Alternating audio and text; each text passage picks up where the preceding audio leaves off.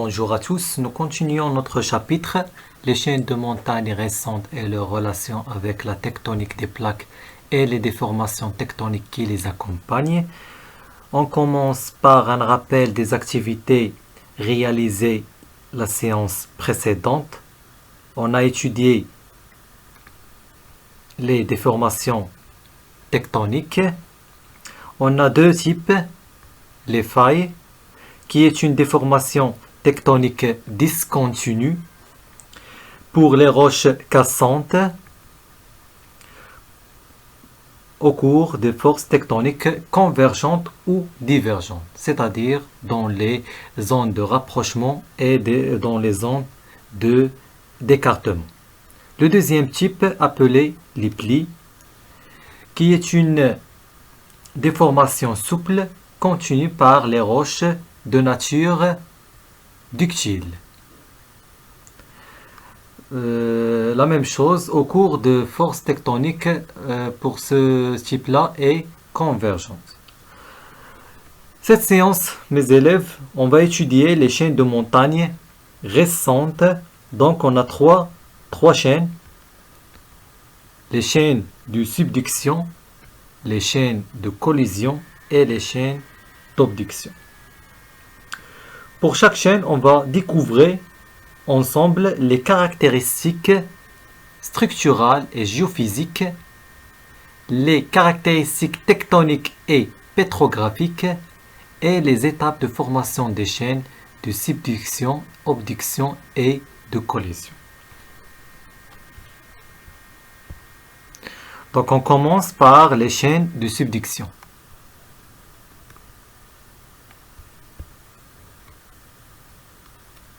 Voilà. On commence par les chaînes de subduction et les conditions de leur formation, exemple la cordillère des Andes. Petit 1, les caractéristiques structurales et géophysiques. Grand A, données géographiques des chaînes de subduction. Le meilleur exemple, mes amis, des chaînes de subduction se trouve dans la partie côtière occidentale de l'Amérique du Sud. Ici, dans la partie occidentale de l'Amérique du Sud, plus précisément entre Pérou et Chili. À ce niveau-là, il se trouve le meilleur exemple appelé les Andes ou la cordillère des Andes. La figure ci-contre montre l'emplacement géographique et les caractéristiques de la cordillère des Andes. Décrire l'emplacement géographique de la cordillère des Andes. Pourquoi cette marge est qualifiée de marge active? Donc, pourquoi cette marge est appelée marge active? Voilà le document à côté. Il montre un dessin avec des clés. On a dans les clés des volcanismes, on a des foyers sismiques, on a des points côtés et des cordillères des Andes. Voilà cette partie du Pérou jusqu'à Chili appelée cordillère des Andes avec des symboles qui s'expliquent la présence des volcanismes actifs et des foyers sismiques avec des fosses océaniques ici là.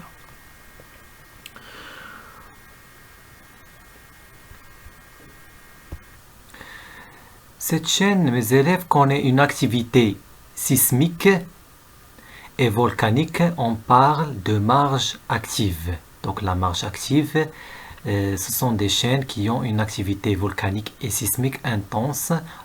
Les volcans sont de type explosif, caractérisés par des éruptions fortement explosives, dangereux et destructifs. En rappelant les volcans explosifs caractérisés par des laves très visqueux et forte concentration en gaz, donc les éruptions gazeuses, et caractérisés par la brusque de libération de rejets de gaz emportant des morceaux de lave riches en bulles associées à une marge nuée ardente. Donc voilà les caractéristiques structurales de chaînes de subduction, plus précisément au niveau des cordillères des Andes entre Pérou et Chili. Donc la réponse.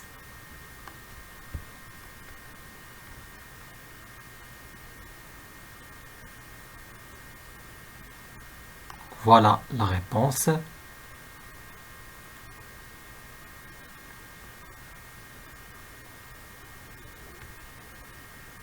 On passe aux données géophysiques. Donc, quelles sont les caractéristiques géophysiques des ondes de subduction? On a trois figures. La première ici, la figure A, représente la répartition des foyers sismiques en fonction de la profondeur au niveau de la marge active des ondes. La figure B, voilà ici, représente le modèle de isotherme en zone de subduction. Et la figure C ici montre la variation de flux thermique, c'est-à-dire la quantité de chaleur qui se propage dans une unité de surface et par l'unité du temps au niveau de la zone de subduction. Les questions, on a trois. Décrire à partir de la figure A la répartition des foyers sismiques. Donc on arrête ici. La figure A se trouve ici. Donc les marges actives sont marquées par une activité sismique importante dont les foyers sismiques sont repartis en profondeur. Voici le profondeur, l'axe de profondeur, et voilà on a l'océan et le cordillère des Andes, voilà le Chili, le côte du Chili et Pérou, et voilà l'océan Pacifique. À ce niveau-là, on a la plaque océanique se plonge sur la plaque continentale. Cette partie-là, on a marqué des foyers sismiques qui sont repartis de façon inclinée ayant de la fosse, donc à partir de la fosse océanique, et sans fosse sous le continent. On parle de plan de Wadati-Benioff. Wadati-Benioff, c'est le scientifique qui marque ou qui a justifié ce phénomène de l'activité sismique au niveau des ondes cordillères. Voilà la réponse 1. Donc pour la question 2, décrire les anomalies thermiques observées au niveau de la zone de subduction. Donc les anomalies thermiques, on va la discuter sur le figure B. Donc on a trois anomalies. Une anomalie négative, faible flux de chaleur au niveau des fosses, et une anomalie positive, forte flux de chaleur verticalement sous les volcans et les isothermes. Pour la figure là, on a des isothermes. Donc voilà un trait avec une chaleur égale à 800 degrés Celsius, au-dessus 1000 degrés Celsius, 1200 degrés, 1300, 1400 degrés. D'accord? Donc les courbes, voilà les courbes. Les courbes relayant les points de même température, comme 800, voilà le trait. Vous suivez le trait. Donc la courbe relayant les points de même température généralement sont parallèles à la surface terrestre. Mais au niveau des marges, ici, comme vous voyez ici, voilà, et voilà. Donc parallèle à la surface terrestre, mais au niveau des marges actives, on constate qu'il plonge et migre en profondeur d'une façon inclinée. Voici inclinée. Comme l'inclinaison des foyers sismiques, ici au figure A. Donc, inclinée, que celle de plan de Benioff ici, sur le figure A. Donc, la question 3. Donner une interprétation avec schéma explicatif. Donc, donner une interprétation avec un schéma explicatif. Donc on résume, pour le schéma on va le discuter après. Donc on résume la répartition des foyers sismiques ici au figure A, observée telles que les anomalies négatives et migration des isothermes ici dans la figure B de façon oblique. Donc la même inclinaison ici pour les foyers sismiques, on voit ici sur les isothermes. Donc ces deux caractéristiques s'expliquent par le glissement, c'est-à-dire le glissement de la plaque lithosphérique océanique froide sur la plaque continentale de Sud-Amérique. C'est le phénomène de subduction. Donc la subduction, comme définition simple, c'est le glissement de plaques océaniques plus denses sur la plaque continentale qui était moins dense. Cette action-là est expliquée par les foyers sismiques situés de façon inclinée et aussi par les isothermes qui est relié par les points de même température et qui s'enfoncent dans les parties où les plaques océaniques est glissées sur la partie continentale. Donc pour la réponse, avant la réponse, le mot géophysique.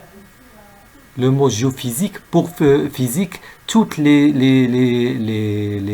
ensembles thermiques et physiques mécaniques. Pour les foyers sismiques et dites mécaniques, et les isothermes, c'est-à-dire la chaleur, est chimique. Donc, on a des études géophysiques qui expliquaient la subduction.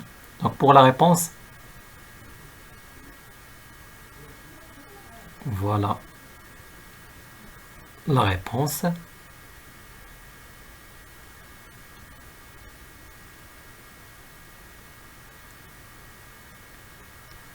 On termine par une conclusion.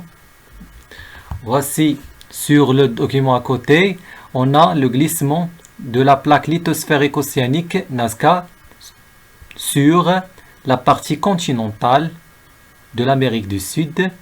Cet glissement est marqué par la présence des foyers sismiques qui est aligné sur un milieu qui est incliné avec la présence d'une fosse qui marque la subduction. Et formation de magma, on va l'expliquer après. Cette inclinaison est justifiée aussi par les isothermes qui sont des lignes parallèles et qui s'enfoncent aussi dans les mêmes lignes de foyers sismiques pour expliquer le glissement de la lithosphère océanique sur la lithosphère continentale, dite subduction. Donc voilà la conclusion. Les marges actives sont toujours marquées par des activités géologiques importantes, sismicité importante, anomalies de flux de chaleur que l'on appelle les isothermes et les volcanismes explosifs. Des dévastateurs sont les plus remarquables. Ces activités géologiques ont permis de tracer la signature de la plaque plongeante sous la plaque chevauchante. On parle de zone de subduction. Ainsi, la plaque océanique Nazca, plus dense et moins épaisse, plonge d'une façon inclinée sous la partie continentale de la plaque sud-américaine, moins dense et plus épaisse. Lors de déplacement de la plaque plongeante, des fortements se produisent avec la plaque chevauchante, donnant naissance au séisme. Donc voilà une explication structurale, géophysique du chaîne de subduction. La séance prochaine, on va étudier les caractéristiques tectoniques et pétrographiques des chaînes de subduction par des coupes géologiques, etc. Donc, au revoir, à bientôt.